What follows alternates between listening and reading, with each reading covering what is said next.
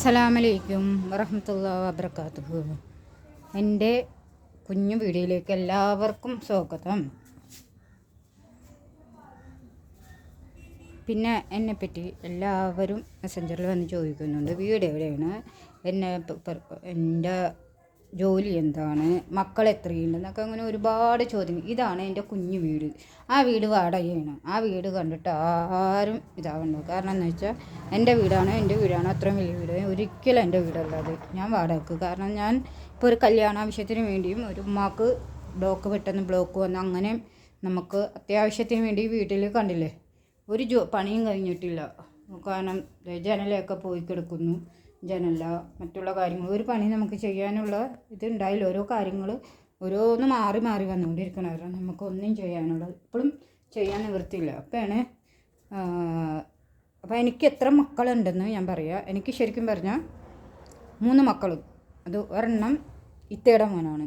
എൻ്റെ മക്കൾ 2 പറയാൻ എനിക്ക് പറ്റില്ല. കാരണം ഞാൻ ആദ്യം കണ്ട മോൻ അവനാണ്. അപ്പോൾ അതുകൊണ്ട് അവനാണ് എൻ്റെ മൂത്ത മോൻ എന്ന് പറയുക. പിന്നെ അവന് വാപ്പയും ഉമ്മയില്ല.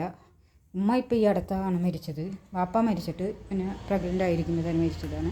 അപ്പം അങ്ങനെ അന്ന് തൊട്ട്, കാരണം 3 വയസ്സ് തൊട്ട് ഞങ്ങളെ ഏൽപ്പിച്ചിട്ട് ഗൾഫിലേക്ക് പോയി. പിന്നെ ഇത്താടെ ഒരു അറിവുണ്ടായില്ല. പിന്നെ അതിന് ശേഷം അതൊക്കെ ഒരുപാട് ഇപ്പോൾ അതൊന്നും ഞാൻ പറയുന്നില്ല. ഓരോ വീഡിയോയിലേക്കായിട്ട് ബാക്കി അവൻ്റെ കല്യാണവും കാര്യങ്ങളൊക്കെ ആയിട്ട് ഞാൻ ഓരോ വീഡിയോ, ഇന്നത്തെ ആദ്യത്തെ വീഡിയോ ആണ് എൻ്റെ ചെറിയ രീതിയിൽ ഞാൻ ചുരുക്കിയെല്ലാം പറഞ്ഞു. കാരണം എന്നെ അറിയാവുന്ന.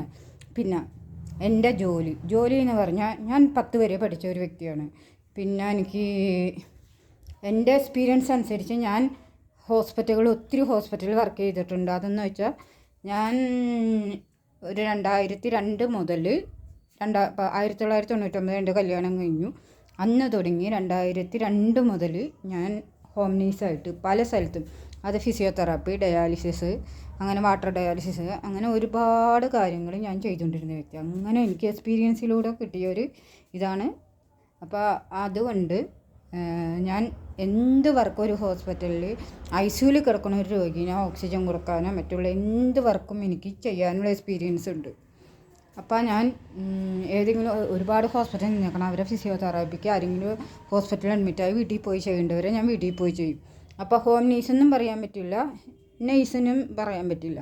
അപ്പോൾ കാരണം എന്ന് വെച്ചാൽ എനിക്ക് ഏത് സമയം എവിടെ ചെന്നാലും, കാരണം ഞാൻ നോക്കിയ പേഷ്യൻറ്റിനെ നമ്മൾ സ്വന്തം, പിന്നെ ഏതൊരു പേഷ്യൻറ്റിനെ നോക്കിയാലും ചിലപ്പോൾ നമുക്ക് തിരിച്ചെന്താണെന്നൊന്നും പറയാൻ പറ്റില്ല. പക്ഷേ ഞാൻ നോക്കുന്ന ഒരു പേഷ്യൻറ്റ് അത് കാരണം പൈസ നോക്കിയിട്ടല്ലായിരുന്നു. അപ്പം അങ്ങനെയൊക്കെ ഞാൻ ഒത്തിരി വർഷത്തെ ഇത് കൊണ്ടാണ് എനിക്ക് ജോലിക്ക് ഒരു ബുദ്ധിമുട്ടില്ല. എവിടെ പോയാലും എനിക്ക് ജോലി ചെയ്യാം. അതിനുശേഷം ഞാൻ കുറേ നാളത്തേക്ക് ഒരു 8-9 വർഷത്തേക്ക് ഞാൻ ജോലിയിൽ നിന്ന് ഇടവേളയായിരുന്നു. കാരണം ഞാൻ സ്വന്തമായിട്ട് ഒരു കടയുണ്ടാക്കി, 2 കടയുണ്ടാക്കി. അത് 2018 പ്രളയത്തിൽ 2 ഒരേപോലെ എനിക്ക് വെള്ളത്തിൽ കയറിപ്പോയി. അപ്പോൾ ഒരുപാട് കടബാധ്യത, പിന്നെ ഒരു തീപ്പൊള്ളൽ, അതിൻ്റെയാണ് ഈ പാട്. അതൊക്കെ കഥകൾ ഒരുപാടുണ്ട്, അതൊന്നും പറയാനിപ്പോൾ പറ്റില്ല. പിന്നെ എൻ്റെ ഭർത്താവ്, അത് ഹസ്സില്ല, മരിച്ചിട്ടില്ല, ആൾ ജീവനോടെ ഉണ്ട്. അത് 22 വർഷം, 20 വർഷമെന്ന് പറയുക, 20 വർഷത്തിന് മുകളിലായിട്ടുണ്ട്. ഞങ്ങൾ തമ്മിൽ ഒരു ബന്ധവുമില്ല. ഡൈവേഴ്സ് കഴിഞ്ഞിട്ട് ഇപ്പോൾ 20 വർഷമായി. അതിനു മുമ്പേ എനിക്ക് 23 വയസ്സിൽ ഞങ്ങൾ പിരിഞ്ഞതാണ്. എൻ്റെ ഇളയ മോന് 1 മാസവും, മൂത്താക്ക് 2.5 വയസ്സുള്ളപ്പോഴും ഞങ്ങൾ പിരിഞ്ഞിട്ട് പിന്നെ ഒരിക്കലും ഞങ്ങൾ ഒരുമിച്ചിട്ടില്ല. അവർക്ക് വേറെ കല്യാണമൊക്കെ കഴിഞ്ഞു, അവർ പിള്ളേരൊക്കെ ഉണ്ട്. അപ്പോൾ ഞാനുള്ളപ്പോൾ തന്നെ വേറെ കല്യാണമൊക്കെ കഴിഞ്ഞായിരുന്നു. അപ്പോൾ അതങ്ങനെ അതിൻ്റെ കഥകളും കാര്യങ്ങളൊന്നും എനിക്ക് പറയാൻ താല്പര്യമില്ല. കാരണം എന്ന് വെച്ചാൽ ഞാൻ ആരെയും പഠിക്കാനോ ഇതാക്കാനോ ചോദിച്ചാരാനൊന്നുമല്ല വീഡിയോയിൽ എന്നെപ്പറ്റി അറിയാവുന്ന. പിന്നെ എനിക്ക് ഭർത്താവില്ലെന്ന് വെച്ച് ഒരാളും മറ്റുള്ള കമൻറ്റുമോ മറ്റുള്ള മെസ്സഞ്ചറിലോ വന്ന് പറയേണ്ട. കാരണം ഞാൻ എൻ്റെ കുടുംബത്തിന് വേണ്ടി ജീവിക്കാൻ വേണ്ടിയിട്ട് വർഷങ്ങളായി. എൻ്റെ മക്കൾ ഞാൻ പറഞ്ഞല്ലോ, ഒരു 2 മാസവും 2.5 വയസ്സുള്ളപ്പോൾ തൊട്ട് ഇപ്പോൾ അവർക്ക് 10-23 വയസ്സ്. ഈ പറഞ്ഞ ഇത്താടെ മോനും 3.5 വയസ്സുള്ളൂ. എൻ്റെ കല്യാണം ആ സമയത്ത് തൊട്ട് അവനെ ഞങ്ങൾ ഏൽപ്പിച്ചിട്ട് പോയി. പിന്നെ അതിലൊക്കെ പല കഥകളും. അങ്ങനെ അവനിപ്പോൾ നമ്മളൊരു ജീവിതം തിരഞ്ഞെടുത്ത് കൊടുക്കാൻ തീരുമാനിച്ചു. അവൻ്റെ കല്യാണമാണ് 6-ാം തീയതി. ഒരുപാട് അനുഭവിച്ചു, ഒരുപാട് കഷ്ടപ്പെട്ടു. അവൻ BSc സൈക്കോളജി കഴിഞ്ഞു. അവൻ തന്നെ സ്വന്തം കാലിൽ നിന്ന് പഠിച്ച ഒരു കൊച്ചാണ്, ഇലക്ട്രീഷ്യനാണ്. പിന്നെ ഇപ്പോൾ അവനക്കൊരു ചെറിയൊരു ജോലി. അങ്ങനെ അവൻ പിന്നെ എൻ്റെ ഇളയ മോന് അവൻ +1 കഴിഞ്ഞു. പിന്നെ ആ സമയത്ത് എനിക്ക് പൊള്ളലേറ്റത്, അതുകൊണ്ട് അവൻ്റെ പൂർത്തിയാക്കാൻ പറ്റുള്ളൂ. മൂത്ത ആൾ 10 വരെയും പഠിച്ചിട്ടുള്ളൂ. അപ്പം ഇതൊക്കെയാണ് എൻ്റെ മൂത്ത ആൾ ജോലിക്കൊന്നും പോകുന്നില്ല. അതിലും കുറേ കാര്യങ്ങളുണ്ട്, അതൊന്നും ഇപ്പം എനിക്ക് പറയാൻ പറ്റില്ല. ഇത്രയൊക്കെയാണ് എൻ്റെ ഈ ചെറിയ വീട്, എൻ്റെ കാര്യങ്ങൾ. പിന്നെ ഉമ്മാക്കാണ്, ഒരു ഹാർട്ട് പേഷ്യൻ്റാണ്. അപ്പം ഉമ്മ ബ്ലോക്കൊക്കെ ആയിട്ടിരിക്കുകയാണ്. ഞാൻ ജോലി ചെയ്തിട്ട് വേണം എൻ്റെ കുടുംബം മുന്നോട്ട് പോകാൻ. പിന്നെ ഈ 2 പിള്ളേർ, കാരണം അതൊരു വീട്ടിൽ എന്തൊക്കെ ഉത്തരവാദിത്വം, അതുകൊണ്ടാണ് ഈ വീട് ഇങ്ങനെ കിടക്കുന്നത്. ഇപ്പോൾ 8-9 വർഷം ഈ വീട് നമുക്കൊരാൾ സഹായിച്ച് പണിത് തന്നിട്ട് ഇങ്ങനെ കിടക്കുന്നതാണ്. അവർ ഇത്രയും വരെ നമുക്ക് ആക്കി തന്നു, ബാക്കിയൊക്കെ അള്ളാടെ കയ്യിൽ. അപ്പോൾ നമ്മൾ വിചാരിക്കുന്ന കല്യാണം കഴിഞ്ഞിട്ട് എന്തെങ്കിലും ഒന്ന് തേച്ച് ഇങ്ങോട്ട് തന്നെ തിരിച്ച് വരണമെന്ന്. കാരണം അവൻ്റെ കല്യാണം കഴിഞ്ഞ് കഴിയുമ്പോൾ പിന്നെ വാടക കൊടുക്കാൻ ഞാൻ മാത്രം. അപ്പോൾ ചോദിക്കും, കല്യാണം കഴിഞ്ഞാൽ അവനിക്ക് എങ്ങനെയാണ് എന്താണെന്ന് വെച്ചാൽ അവർക്ക് അവരുടേതായ ഭാവിയുണ്ട്. ഒരാളുടെ ഭാവി നമ്മൾ നശിപ്പിക്കാൻ പറ്റില്ല നമുക്ക് വേണ്ടി. അവർക്ക് മറ്റെന്തെങ്കിലും ഉദ്ദേശം ഉണ്ടെങ്കിൽ അത് നടക്കല്ലോ. കാരണം വെച്ചാൽ ഇത്ര നാൾ അവൻ ഒരുപാട് കഷ്ടപ്പെട്ടു, ഇനിയെങ്കിലും അവൻ നന്നായി ജീവിക്കാനാണ് ദ്വാരക്കണത്. നമ്മളെ നോക്കിയില്ലെങ്കിൽ നമ്മുടെ പണ്ടത്തെ കാലമല്ല.